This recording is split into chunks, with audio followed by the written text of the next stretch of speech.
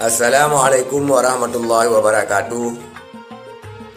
Alhamdulillah saudara-saudara sekalian, semoga kita sehat-sehat walafiat dan diberikan umur panjang sehingga kita dapat berpuasa sebulan penuh pada bulan Ramadan tahun ini. Saudara sekalian, pada kesempatan ini kita akan membahas ataupun melihat daripada video Saifuddin Ibrahim, pendeta Kristen yang lari ke Amerika Serikat.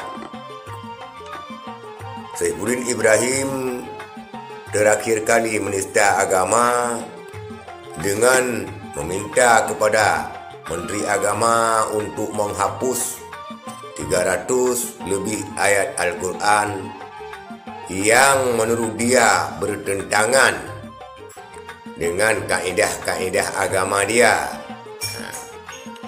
bertentangan dengan pemahaman daripada agama dia, sehingga dia meminta untuk menghapus 300 lebih ayat Al-Quran.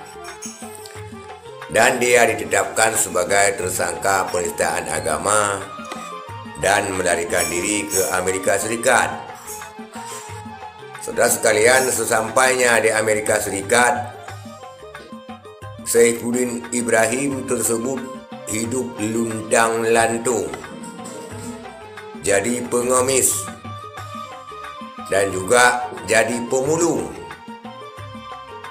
pengumpul barang-barang bekas, kaleng-kaleng bekas untuk dijual kembali di negeri Paman Sam tersebut di Amerika Serikat.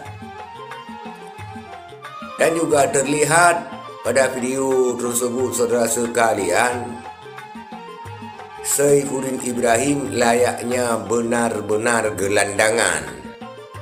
Artinya tidur di trotoar, di tempat di mana tertidur dia tidur langsung, dan memanggul karung untuk mengumpul barang-barang bekas untuk menyambung hidupnya di Amerika Serikat. Itulah tragisnya nasib penista agama yang sekarang hidup terluntang-lantung bak pengemis di Amerika Serikat.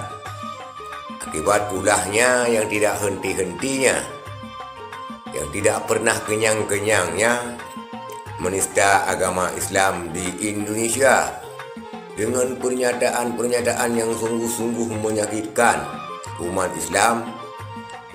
Hampir setiap kesempatan yang ada, dia menggunakan kesempatan untuk menghujat Islam, walaupun dia dulunya beragama Islam. Saudara sekalian, itulah buah hasil daripada penistaan agama ataupun menistakan Islam daripada Saifuddin Ibrahim tersebut.